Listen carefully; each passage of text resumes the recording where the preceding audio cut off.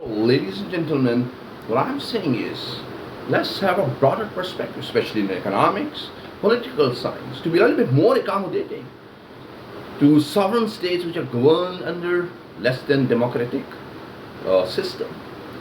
What I'm saying is that Pakistan's democracy, of course, democracy would lead to citizen rights and would lead to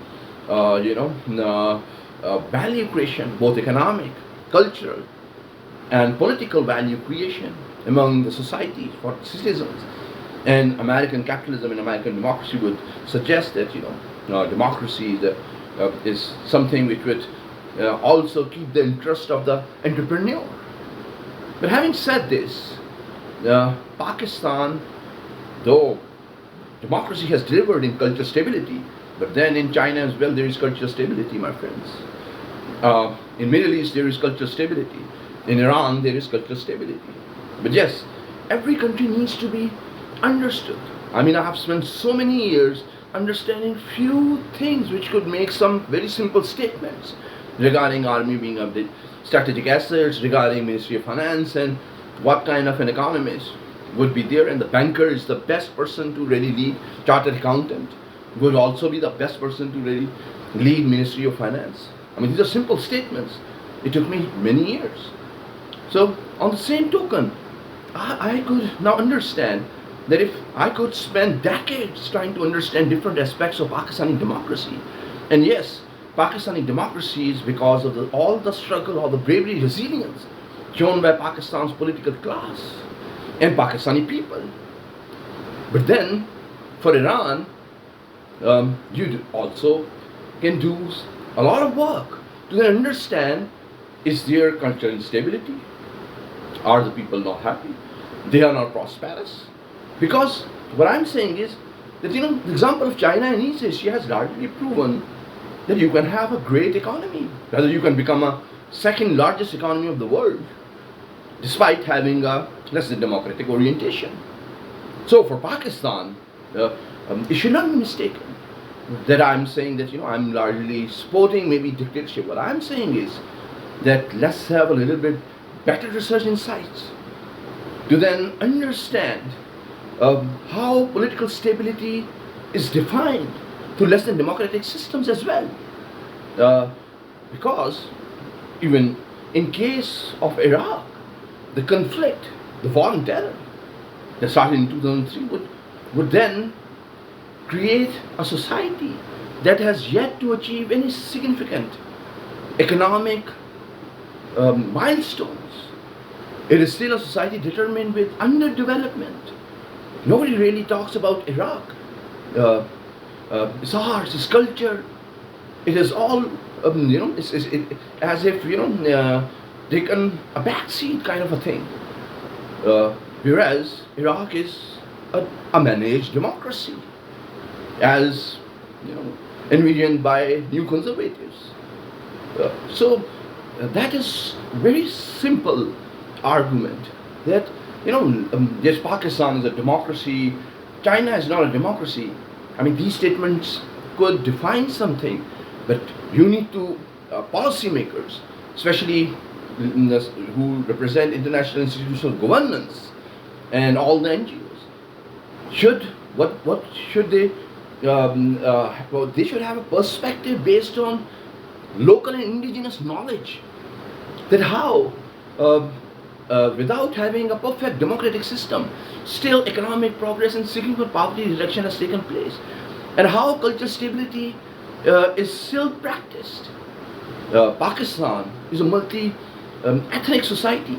India is as well a multi-ethnic society, whereas democracy has led to identity crisis. While at the same time in Europe as well, white-centric movements and identity crisis would emerge, whereas Europe is defined through democracy.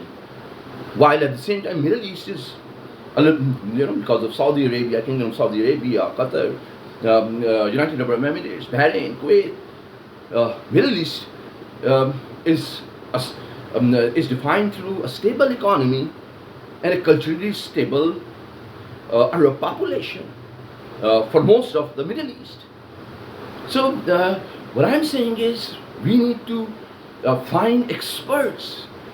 You can find them from local universities, Chinese university, PhD students or research students, would really know the details, the political economy dynamics, that why China could still be less than democratic and would have a great future and would lead the world in global peace and global prosperity.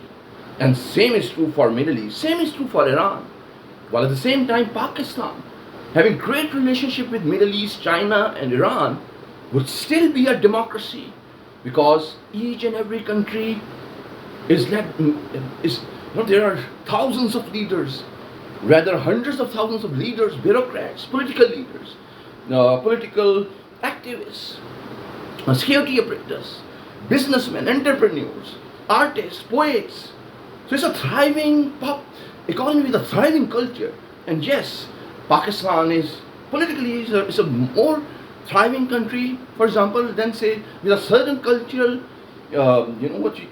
advertisement as such that supports democracy, the notion of democracy and democratic value, and achieving citizen empowerment through democratic values. While at the same time, one needs to then understand the same for China, Middle East, Iran, or for any other country.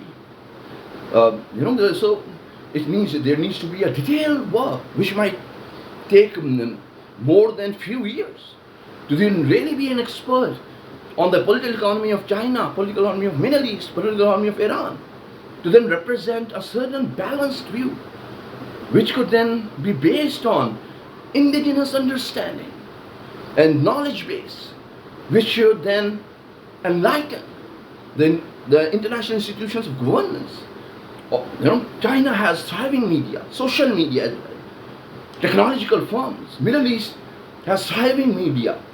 Al Jazeera is a great example of high standard international media reporting. Pakistan has a great media. Iran has a thriving local media.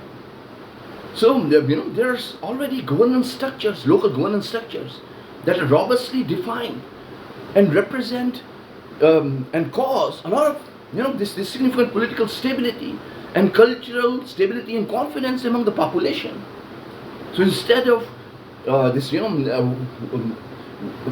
notion that all countries should be democracy and wars could as well be waged because democracy should be promoted, I'm sure it could be, but then there are so many other variables that needs to be understood. Yes, democracy has delivered us the greatest country of the 20th and 21st century, and that is, my friends, United States of America. But still there is some kind of an identity crisis going on there, because economics cannot be ignored, because cultural stability in terms of diversity, explained through diversity, cannot be ignored. So there are different, not only democracy, but there are other social, political, economic and legal aspects that needs to be seriously understood for each country. So therefore, I had to say this, but I'm a Pakistani. I'm so comfortable. I'm so proud of political leadership of Pakistan and how they have made every Pakistani proud for having a stand for democratic values and political empowerment of the Pakistani people. So that's great. I mean, the leaders Imran Khan, Nawaz Sharif, Benazir Bhutto, Bilawal Bhutto Zardari, and then Maryam Nawaz Sharif, Shehbaz Sharif, Ahsan Iqbal, Rana Sanaullah. There are so many leaders. It's a spectacular political landscape in Pakistan. And yes, I support fully the democracy in Pakistan and every effort to then have political stability that could promote cultural stability as well. And indeed, it is such an achievement by Pakistanis to then achieve cultural stability after practicing democracy for more than a decade. And yes, economic progress is, it's a sure thing for Pakistan. It is all resilience of Pakistani people, Pakistani security operators, Pakistani political leaders, Pakistani businessmen, and Pakistani people.